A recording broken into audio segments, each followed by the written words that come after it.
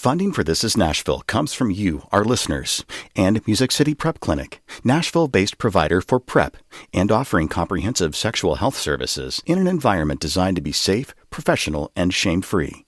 Learn more at musiccityprep.org.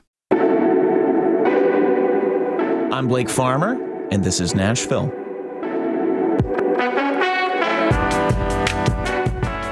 It's a weekly roundabout edition, a new phrase we've just come up with here. But we're taking the week's biggest stories that have us talking, and we're going to gnaw on them together. Our goal is to bring you various perspectives, left, right, and center. Not that every issue breaks down so cleanly, but that's not so secretly part of the point here. We're just as interested in points of agreement as we are in points of conflict.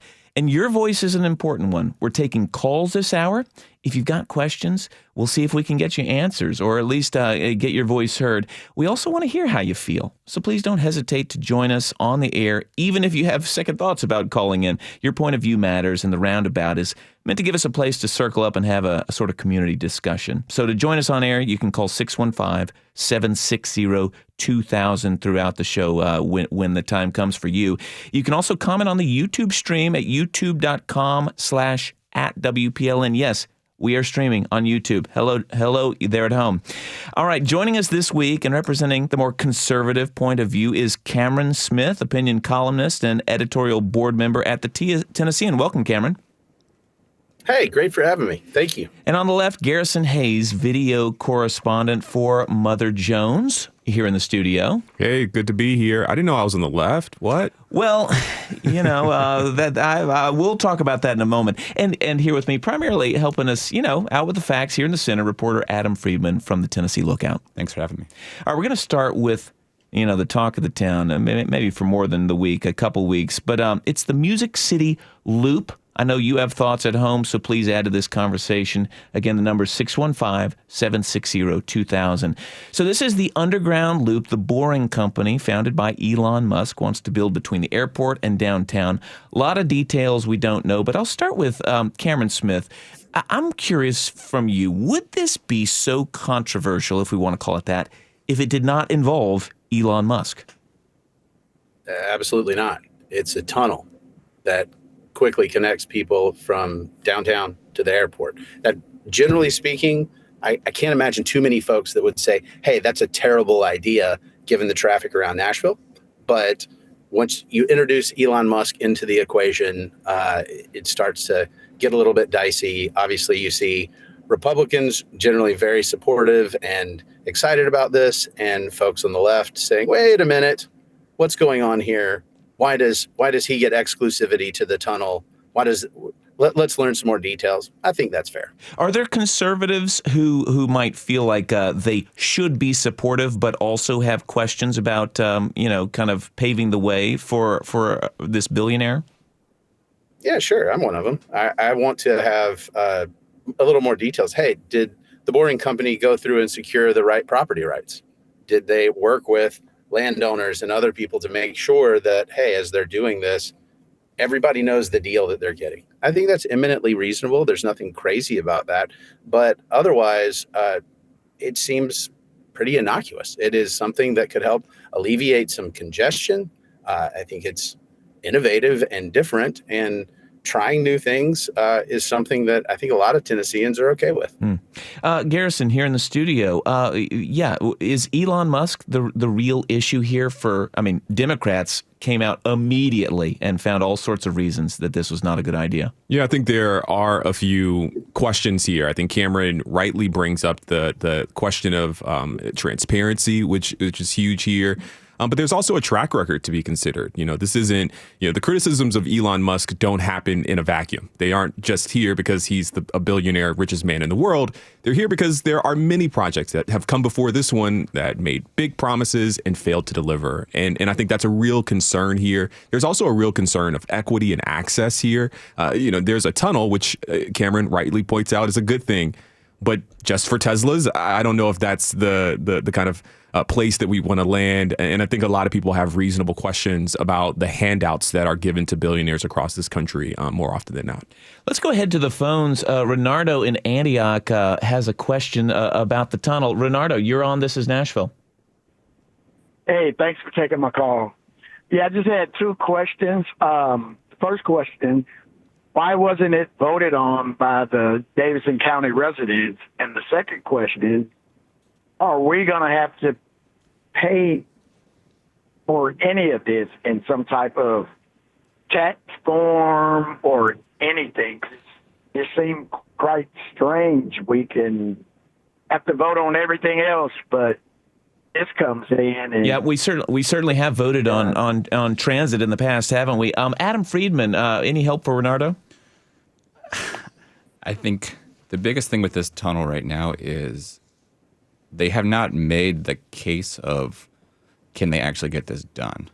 That's the biggest thing if you think about it. It's not whether it's good, bad. They haven't really demonstrated that here's how they pay for it, here's how much it's going to cost, here's who's responsible for paying for what, who is responsible for this permitting and this thing, right? This is a massive project with a ton of logistics. And I mean, like the other day, Mayor O'Connell's office sent something like 60 questions about this that I think are the question that every reporter in this city has about like, can this actually happen? And that kind of feeds into who has to pay for it, who has to cover the permitting, who has to decide how this stuff is done, right? Will there be a vote on the city council to decide that they will allow something to happen here? Does the legislature have to approve something? That's like the biggest question. There's no answer at the moment, and that's sort of where this project is sort of at its like sticking point, essentially. Yeah. But so let me jump in there and ask, well, okay, there's a lot of large projects, maybe not quite this large, but every time, a private company says we want to do a large project, do we need a vote? Is it particularly controversial? Or is this is a little bit, it's being treated differently because who's involved? Yeah, it certainly seems that way, Cameron. And just to answer your question, Renardo, the governor, Bill Lee, does say, he said at the press conference that it will be 100% privately financed. We do not know what the price tag might be. But yeah, Cameron, I do wonder on that point, if this is somehow subsidized by the state beyond just, helping out with all the permitting and the things we're already seeing, does that change anything among conservatives in regards to support? I generally don't like the game that we play with economic development. I understand why we do these things, because we want to secure business and investment in our state and communities as opposed to letting it go to a neighboring state. So I understand why we do that. But no, it's the folks that get a lot of these deals and supports, tax abatements, other things like that.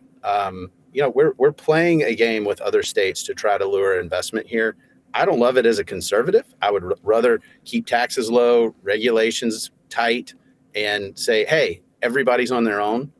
That's not a reality in the market where we operate. And I do think sort of being a pilot on this type of project with the Boring Company, I don't see what the downside is here in terms of it can alleviate traffic. If we've worked with the property right, worked and cleared all the property rights, and we're dealing with private finance here, if those boxes are checked, then I don't know why we wouldn't want to try to see how it goes.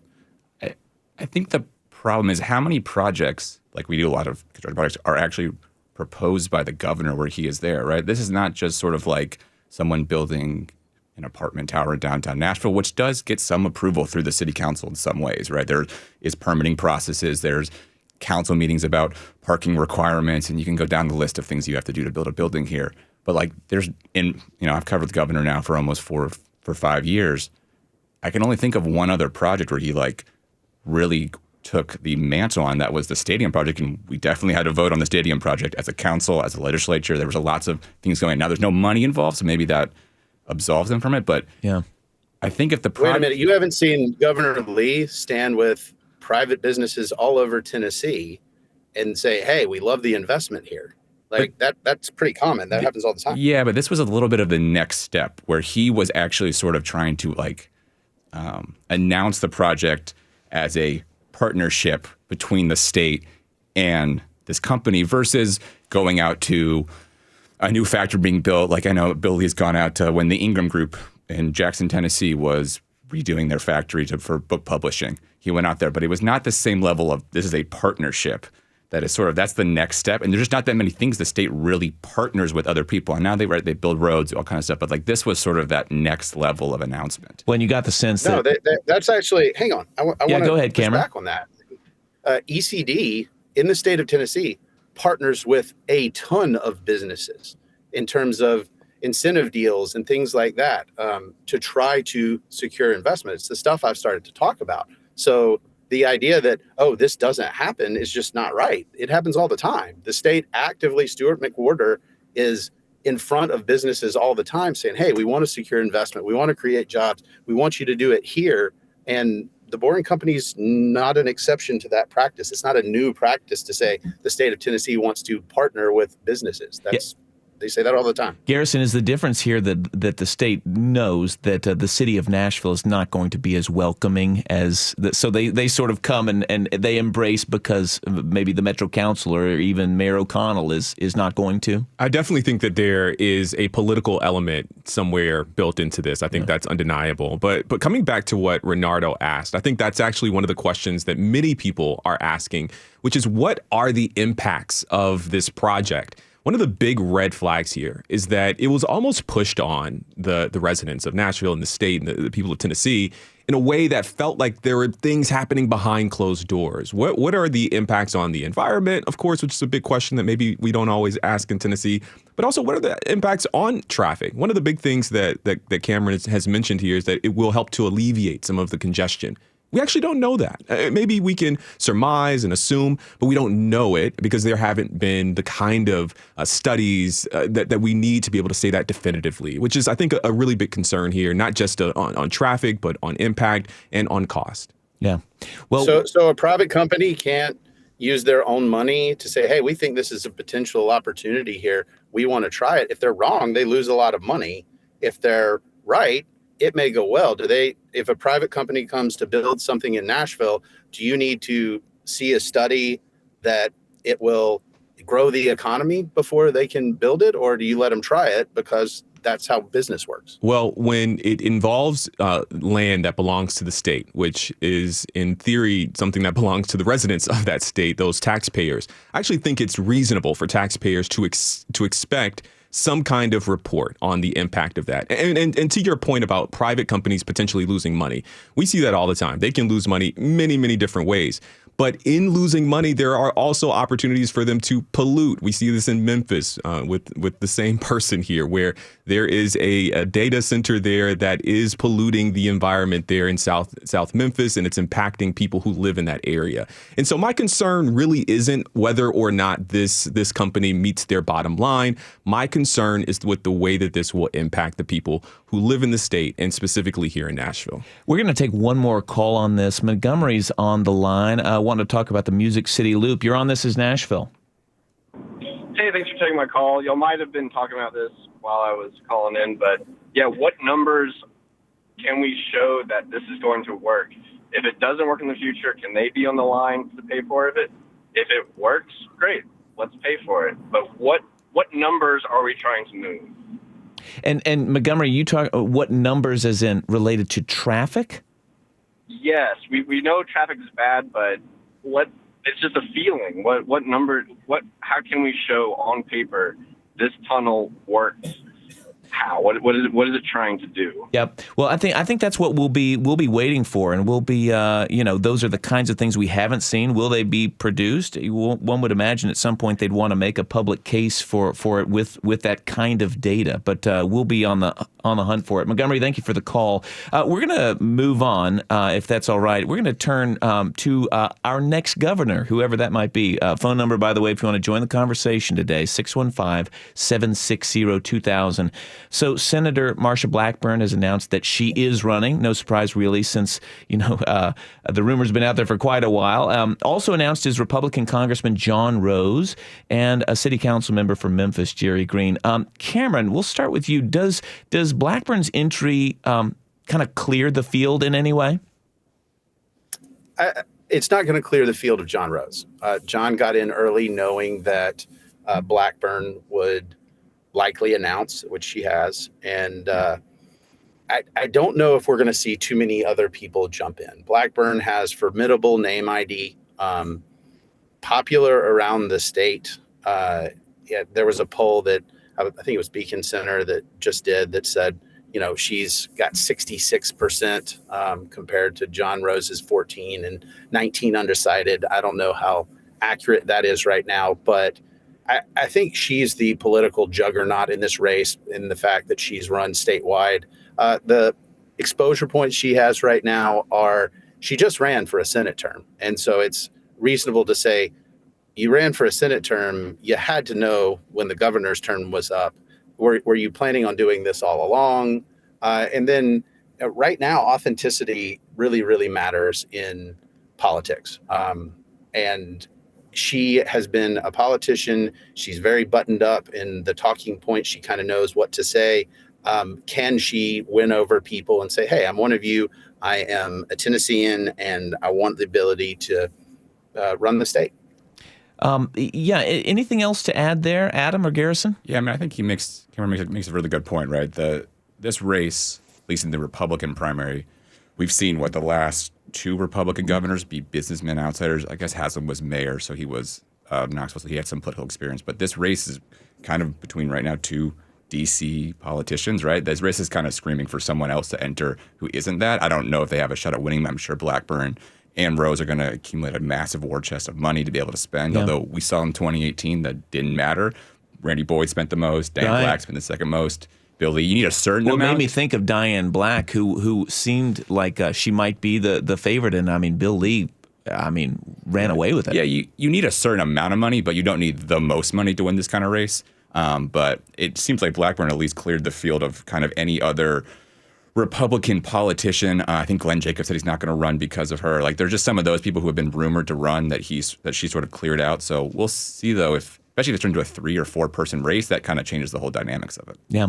Well, we're going to go ahead and take our first break before we get into the next topic. So our Roundabout panel will stay with us. And when we come back, we're going to examine this week's execution in Tennessee and hear from one of the few pro-death penalty activists who regularly attends executions at Riverbend Prison. So stay with us. This is Nashville.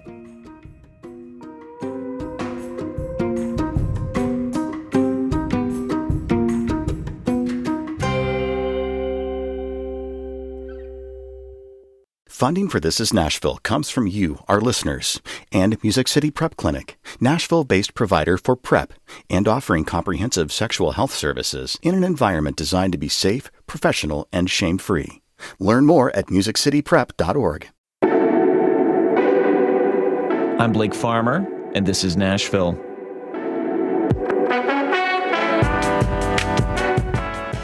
It's a Roundabout edition, something we're trying weekly on Thursdays this month. As usual, it's also your turn to talk. We're taking your calls. The phone number is 615-760-2000. Rather than one topic, we're diving into the week's news with our panel, representing views on all sides of things. Garrison Hayes of Mother Jones, Cameron Smith of the Tennessean, and hanging out here, Adam Friedman, reporter for the Tennessee Lookout.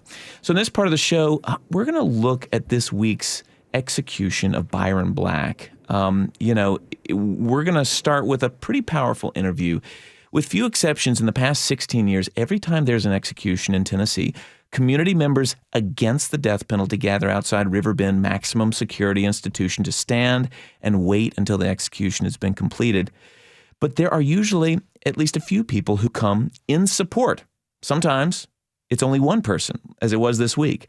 And the person we're about to hear from is that person. As Byron Black's execution was being carried out, this is Nashville managing editor Tasha A.F. Limley.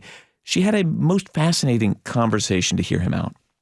The first time I saw Rick Lottie was outside Riverbend Maximum Security Institution in 2019.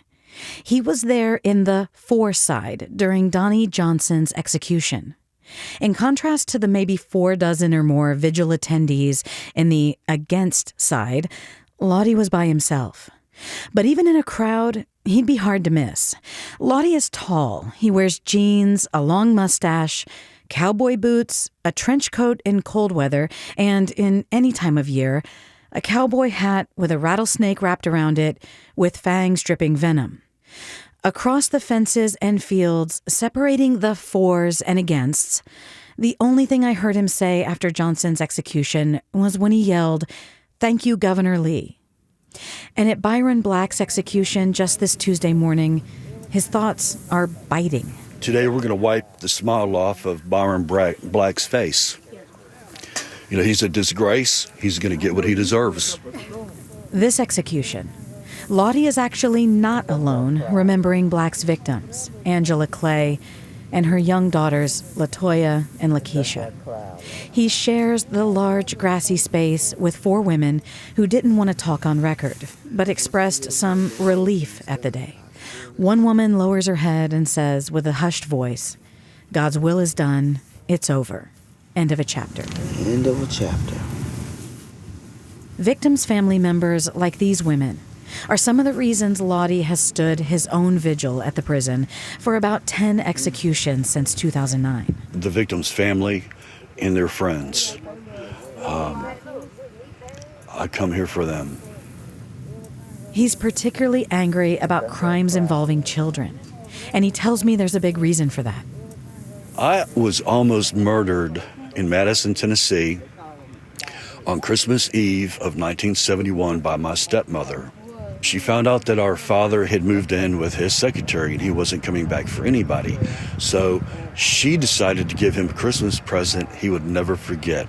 She pulled out his Colt .45 revolver, pointed it at me, pulled the trigger, and it went click. She kept pulling the trigger. Lottie says his stepmother left the room to try and load the gun, and she failed. So I know what these 2 little girls went through. I know what it's like to have a gun pointed at you when you're a child and see the trigger get pulled. In the past, he's dressed up as a priest to mock the actual clergy holding vigil on the other side. And for Billy Eirich's execution in 2018, he dragged a speaker out to his side of the field to blast AC/DC's Hell's Bells at the protesters. Still, leaving this execution, he meets and shakes hands with a couple clergy, and is still talking with one pastor long after nearly everyone else has left. Guards even give them a kind 15-minute warning. Issues around the death penalty are complex and deeply emotional. And even though Lottie always stands on the pro-death penalty side of the fence, he tells me he has many major concerns about the punishment. Acknowledging a flawed system, saying innocent people have at least occasionally been executed, and even questioning whether it's a sentence that should ever be handed down again. Just because somebody is anti-death penalty and pro-death penalty doesn't mean that we can't sit down and be civil to each other and see if we can't figure out a solution to this. Because it's not fair to that family standing behind you. They had to wait 36 years for justice to be served. For This is Nashville and WPLN News, I'm Tasha A.F. Lemley. Byron Black was executed Tuesday morning. He was convicted of killing his girlfriend and her daughters in 1988. It's carried out by lethal injection, and after a 5-year pause, this was the second execution in the state since May. Garrison Hayes, were you surprised that the governor went through with the execution? There were a lot of extenuating circumstances with the defibrillator device that Byron Black had. I won't say that I was surprised. I will say that, to your point, the defibrillator, the heart condition, perhaps the mental capacity, which raises serious questions about whether or not this person was deserving of this particular punishment.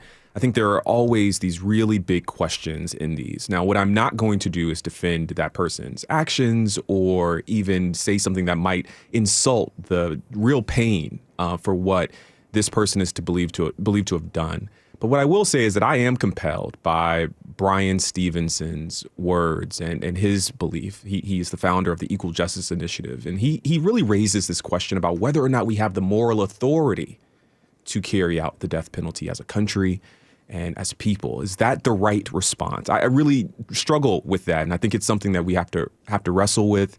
Our response to someone killing someone is to kill them. I'm just not sure if that's the right way. And I do appreciate the person in this story. I can't remember his name. Yeah, but Mr. Lottie. Mr. Lottie, his willingness to acknowledge that maybe this shouldn't even be the way that we respond. I think Tasha was very surprised to hear that from him. If you'd like to join the conversation at the moment on the death penalty, you can join on the air by calling 615-760-2000. You're also welcome to join on the YouTube stream. It's youtube.com/@WPLN. Just make a comment there. We'll try to get it into the conversation. Cameron Smith, I'm going to turn to you. Just this week, a man in West Tennessee was arrested in the killings of 4 family members after this big manhunt, and the local district attorney told the AP that it was very likely he'll seek the death penalty. So I wonder, to Mr. Lottie's point, who's in the story there, is there any appetite in Tennessee to phase out the death penalty beyond folks on the left typically? To answer your question bluntly, no. Yeah. I do not like the death penalty. I think it's wrong to relish the taking of human life ever. I'm pro-life, and so I can't be pro-life when you're born, but hey, when you commit a crime, say, hey, you're just so bad. I hate you. I don't want any of that. That said, I believe that the death penalty is a punishment that people who commit crimes are aware of. They know that when they commit certain acts, Byron Black, for example, walked in, shot a sleeping woman in the head, shot her daughter in the neck and chest from 2 feet away, and then went into a second bedroom and shot another child in the chest and pelvic area from about 6 inches. And they didn't die. The mother died instantly, but the last victim shot could have just laid there and languished for 30 minutes. It's a horrific crime. And so the realization that if you commit these crimes, you may forfeit your life. Again, we should not relish it, but I don't believe there's a lack of clarity here. And I would support a higher standard for the application of the death penalty in terms of evidence, because I do think there have been demonstrated cases in the past where people were wrongly executed. But when we have an incredibly high standard of evidence, and in this case, it appears that we do, I think that in Tennessee, folks say this is a punishment that even if we don't like it, it's on the table, and we believe it has a deterrent value from people doing these types of things in the future. Yeah, and Cameron, you make a good point on this is a crime committed in 1988, and so like people aren't, the stories of those victims, Angela, LaToya, Lakeisha Clay, are not present. People are not thinking of that when they're thinking about this execution. Garrison Hayes. Yeah, the Death Penalty Information Center has actually studied this thing, and what they've concluded is that there really is no meaningful evidence to suggest that the use of the death penalty deters crime. This is something that maybe feels intuitive, but when we think about crimes of passion or even crimes committed by people who are mentally handicapped, which is a serious question around Byron Black, there is no deterrence factor there. And I think what we all want is a world where these things don't happen. And so we should work toward mitigating the factors and the conditions that help to create these things. I'm not going to prescribe that here, but I do think it's an important thing for us to actually consider. And if the evidence suggests that this is not one of those things that help move us to that world that again, we all agree that we want, then we should really question whether or not it's the appropriate response. Let's go to the phones now. Renee in Murfreesboro, you're on This Is Nashville. Hi. Yeah, I was saying that I have some mixed emotions. I think if it were somebody in my family that had been brutally murdered, I'd want to see justice. But as a Christian, I struggle with the idea of taking a life. And when I heard this story, the fact that I think this man had special needs, is that correct? That kind of made me sad as well, because I'm somebody who spent 20 years in special education. I'm not justifying his crime at all. He was diagnosed with an intellectual disability. I don't know that special needs is the right way, but go on. Yeah, well, that would qualify under special needs. And I taught that for 20 years, so I have, compassion for those people that struggle like that, not justifying his crime at all. But I just think we need to maybe make exceptions for certain cases where it warrants life in prison without the possibility of parole. I think people maybe think if you say life, it doesn't always mean life, and people get out when they shouldn't get out, especially career criminals. I just think we need... No, Renee, you make a very strong point there, and a life sentence does not. We even had folks on, from the Ear Hustle program last week, and talked about folks who were able to get out after a life sentence. So your point is a good one, and yet your conflicted emotions, I think, are very, very common. So thank you for the call, Renee. Garrison, did you want to add anything to that, or were we good to move on? No, I think we're good to move on. I appreciate Renee's call. Well, it's a tough pivot from one of the most difficult things that the state deals with. But we're going to turn now to the big beautiful bill, which is obviously we're a few weeks out from it being approved, but. Adam, from the Tennessee Lookout, you've done some great analysis of the impacts of the big beautiful bill in Tennessee, and one chart really stands out to me, and that's that the tax cuts are expected to save Tennessee households something like $7 billion in income taxes, I think, in next year.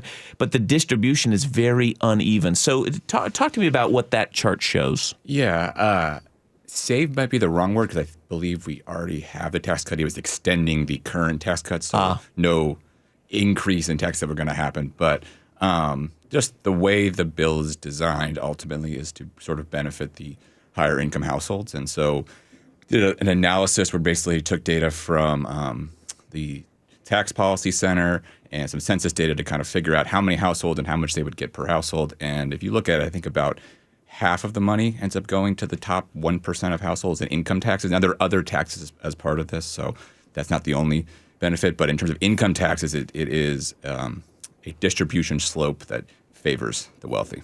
Well, and I suppose that's what we heard all along the way in the debate, but to see it in your charts on the Tennessee Lookout really makes it pretty stark. Cameron Smith, it seems like we're learning more every day about what is in this bill. CNBC had an article this week about a provision that appears that it limits tax benefits from charitable donations, especially for high earners. I know you kind of took to X this summer to kind of point out several line items that didn't really sit well with you. What's your beef with the beautiful bill? So first, I haven't had a chance to check out the Lookout's tables, but did the tables include who paid the most in taxes alongside who it benefits the most? I'm not sure what do you mean by that? Like in terms of what they pay per year, you mean? Right. Like obviously the top of the tax strata is paying more taxes, so when they save on taxes, it would benefit them the most, correct? Yeah, I mean, it's a pure number game, right? Instead of it's basically looking at, right, so if you make $200,000 a year and you're paying you won't quite pay the 37% rate, but you'll pay somewhere up there. If your rate's being dropped by 2 or 3% or your deductions are going up, you would save more per dollars, Right. So basically the idea is this benefits folks because of the way our tax structure works, with the folks at the top paying more than the folks at the bottom, correct? I mean, I get the point you're trying to make. I think you're viewing the problem is the bill is viewed on a dollars term, right? So it's just a pure dollar saving that higher households get it. In Tennessee, we also have a bizarre tax structure where we don't have an income tax and everything is sales tax based. So that's an aggressive tax going the other way. But in terms of federal income taxes, they will save more dollars, but maybe on a percentage base, it's slightly different. But at the end of the day, we're talking they're just saving like $5,000 versus like $200. Yeah. Well, Cameron, your point is taken that it is still going to be the high earners who are actually, funding the operation of the government in a lot of ways because of, even if it's a smaller percentage of their paycheck or however they make their money. But I know you do have some issues with what was in the big beautiful bill, probably more on the spending side. What did you see there that didn't sit well? So that's it. It's the spending. It was the last line in the bill that said, hey, we're going to raise the debt limit to, I think it ended up at $5 trillion. And so as a fiscal conservative, when I'm hearing about all these cuts, it was very disappointing to me to hear, well, we intend to spend in a way that would require raising of the debt limit. The challenge here is that Republicans have basically said, we're not really interested in being fiscally conservative. We want to spend differently than Democrats, but we're still going to spend. We may spend on things like immigration enforcement as opposed to green investments in energy. But the bottom line is we're still going to spend. And that to me just did not set well, because I was under the impression that, hey, we're going to try to rein in the federal government. I mean, we've been blowing out the federal budget ever since COVID in ways that should make Democrats and Republicans both blush. And yet here's this big, beautiful bill that when I started breaking it down and pulling this out, it has things like $75 million for anti-lock brakes for retrofits at the Department of Justice. The granularities get lost, or Department of Defense, sorry. The granularities get lost in the top line discussions. Then we push it forward and the money flows. Nobody knows where it goes. And for somebody like me, that's really tough pill to swallow. Well, thank you. And Garrison, you got any point to wrap us up on the beautiful bill and how the cuts and the additional spending maybe play with Trump supporters and detractors? Yeah, that's one of my big questions, actually. As in my reporting, what I plan to do is really see, especially thinking about this governor's race. Both all candidates on the Republican side are running as Trump candidates in their own way. I think it was reported that in Marsha Blackburn's campaign announcement video, you see Trump before you see Marsha Blackburn. Yeah. And so it'd be really interesting to see how things like this budget bill, this bill, impacts Tennesseans, and whether or not that will impact the way that they show up for the people who are aligning themselves most closely with it. We need to take one more break. When we come back, this Roundabout panel will still be here, and we'll take a closer look at Tennessee ranking dead last among states for its quality of life. We'd love for you to join the conversation with a phone call, 615-760-2000, or comment on the Nashville Public Radio YouTube live stream. You know where that is, at youtube.com/@WPLN. Stay with us. This is Nashville. Funding for This is Nashville comes from you, our listeners, and Music City Prep Clinic, Nashville-based provider for PrEP and offering comprehensive sexual health services in an environment designed to be safe, professional, and shame-free. Learn more at musiccityprep.org. I'm Blake Farmer, and this is Nashville.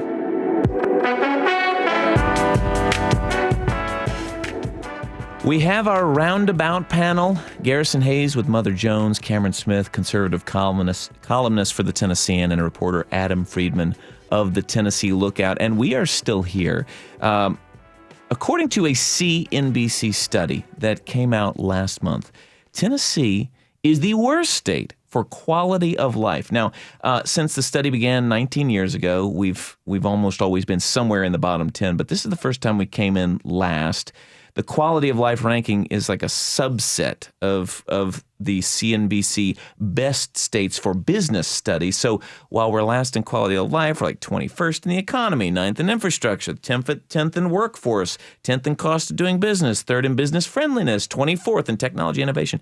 All right, Adam Friedman, help me out. As a data guy, how do you view all these state rankings as they come out?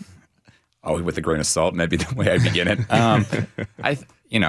I love living in Tennessee, so I can't really relate to this. Yeah, before Nashville, you were in Jackson, so yes. You're not trying to escape. Yeah, I think one of the quality of life things that probably this is referencing is our lack of healthcare infrastructure. I mean, if you go out in Jackson, much of rural Tennessee, we've had hospitals. The hospitals are West Tennessee especially. Yeah, you know this as a former health reporter.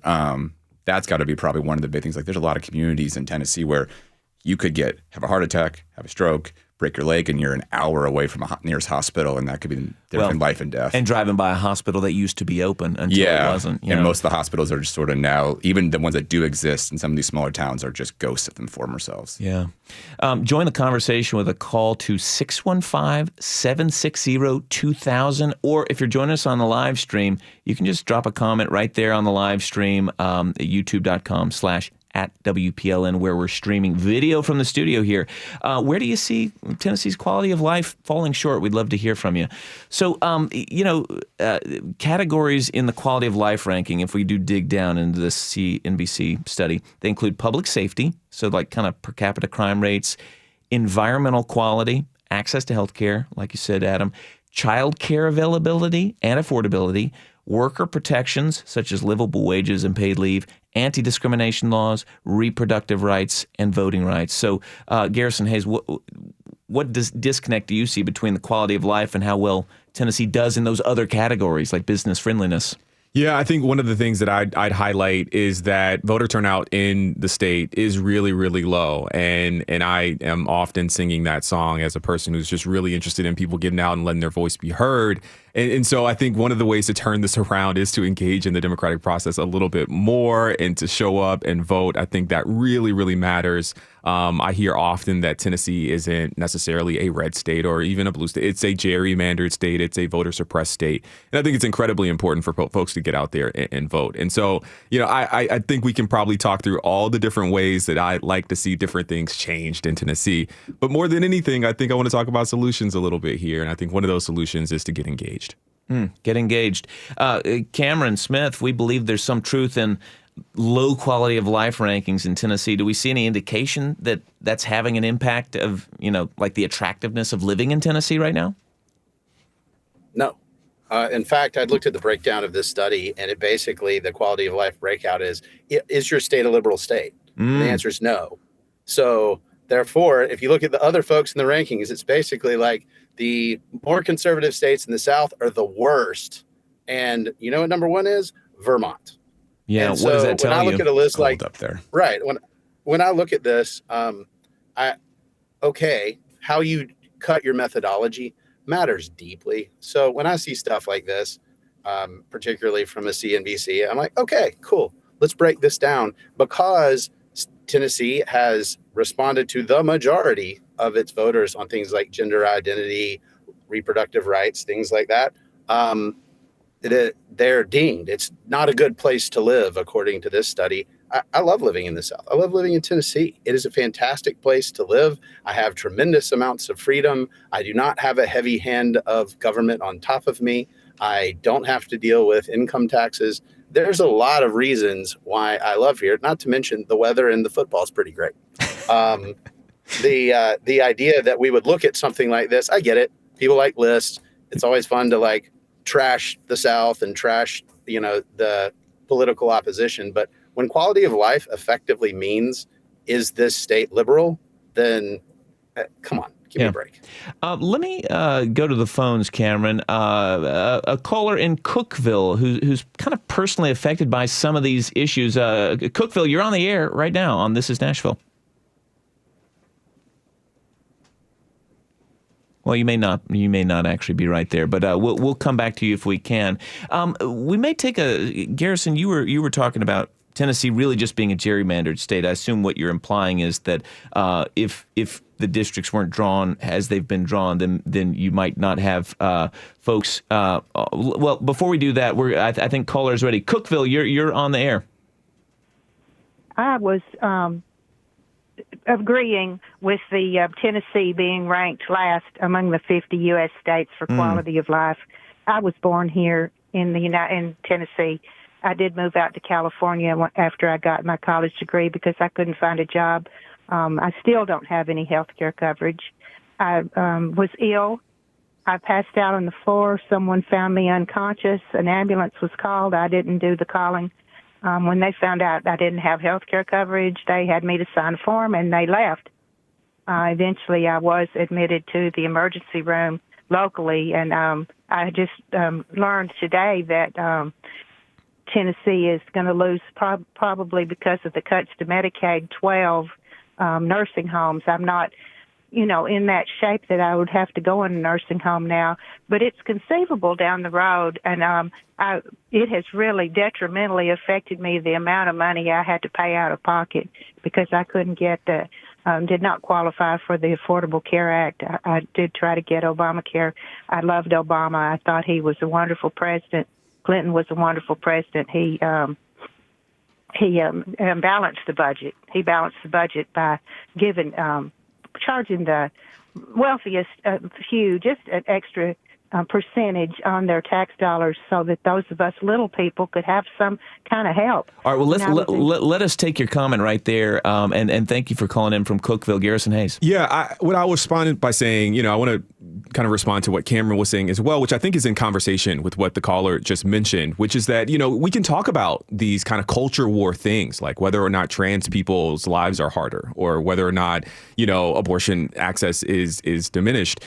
But the list does get at very real quality of life things that step outside of the culture war, whether or not we have people's, minimum wages being met, whether or not they have protections as workers, whether or not there are hospitals and access to healthcare in places that really, really need it. And so I want to make sure that we're drawing a distinction.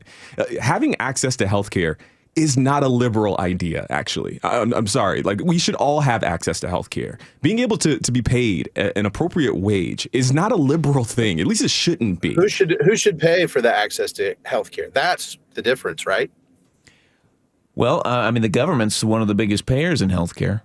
The biggest. But yeah. That's the policy disagreement is not, hey, all things equal. I would love everyone to have everything. The question is, who should be responsible to pay for that access? And Democrats have said in varying ways, well, we think it's the taxpayer that should pay for all the other folks. And Republicans have said, well, we kind of like some of the programs, Medicare, some aspects of Medicaid, but this expansion that Democrats like, for example, under the Affordable Care Act, we don't think we should go that far. Yeah. And on things like able-bodied adults having work requirements, that was a Clinton idea that Republicans have said, yeah, we think this is a good idea, and Democrats fought Republicans on that. All right, Cameron, we're gonna leave it right there on this issue so we can work in one more topic, and we're actually going to let Matthew in Hendersonville introduce this because it's about redistricting maps. So, Matthew in Hendersonville, you're on This Is Nashville. Thank you so much for having me. I appreciate all your guests. Thank you for bringing it up, because I do have a question about Tennessee. I've lived in Tennessee for years and years. I love Tennessee. I wasn't born here. But currently, what scares me is the GOP in Texas is redistricting stuff off of a census year. They're just going to go ahead and recreate the maps as they see fit so that they can get these 5 House seats. Yeah. Now, what scares me is, could this redistricting thing on an off census year happen in Tennessee? Matthew, it's a great question, and Adam Friedman is here, maybe with an answer. I don't know the exact answer, but we're already 8-1 Republican. I'm not sure how you could draw a map that wouldn't create a Democrat out in Memphis, where they're currently representative. There are also some Voting Rights Act sort of things overlaying it. I don't think it's going to happen here in Tennessee because we're pretty much at the max you could get. It's essentially already been done. Even in the state house map, state senate map, same thing. There's not really another way to draw the maps that are less favorable to the GOP. Garrison, go ahead, and then I'll come to Cameron. Yeah, there's a big debate right now about whether or not Democrats should revenge gerrymander. The reality is that the nature of gerrymandering is that it is already, to your point, Blake, basically done in most places. Most Republican states are already, for the most part, gerrymandered in a way where Democrats have very, very few seats. And this, of course, that's going to the extreme in this kind of not quite unprecedented, but unusual mid-cycle redistricting in Texas. And so the big question that I've been trying to answer in my work is whether or not Democrats should actually engage with this in other states. And I've been talking to people, many of whom say, yes, do it. Okay. Yeah. Cameron, can I give you the last word on this when it comes to redistricting? Is there any way or would you advocate to try to take partisan politics out of redistricting? I actually have a piece coming out on this, and it might surprise you that I say go for it on both fronts, because the idea of, well, we'll have these independent commissions that will somehow do this fairly. Well, guess who appoints those folks? Yeah. Guess how that's done? There's no real true independence in this. So if Texas is following their legislative process to duly enact laws in this space, then they have the legal capacity to do it. And if it can survive legal challenges, then they should. If California says, you know what, we're going to use our process and we're going to respond because we want to do that, if they can clear the same hurdles, I think it's better for the country to ultimately say, exercise your democratic capacity within your states to do what you think is in the best interest of the people you represent. Cameron Smith, we're going to leave it there. That's it. The mute is on, and we'll look forward to reading your piece. Thank you to our inaugural Roundabout panel, Garrison Hayes at Mother Jones, Cameron Smith of the Tennessean, Adam Friedman at the Tennessee Lookout. Thanks for tuning in this hour. This is Nashville's a production of Nashville Public Radio. Today's episode was produced by Mary Mancini, directed by Tasha A. Board operator Liv Lombardi. Answering the phones, I believe it was Josh Deepen back there. Masterminds behind that theme music are Larange and Amir Blade. Listen back at thisisnashville.org or wherever you get good podcasts. You just ask a smart speaker to play the latest episode or rewatch at youtube.com/@WPLN. Conversation doesn't have to end here. You want to leave us a message. We got quite a few about a Garrison Keillor interview earlier this week. It's 615-751-2500. This is Nashville. I'm Blake Farmer. Go in peace.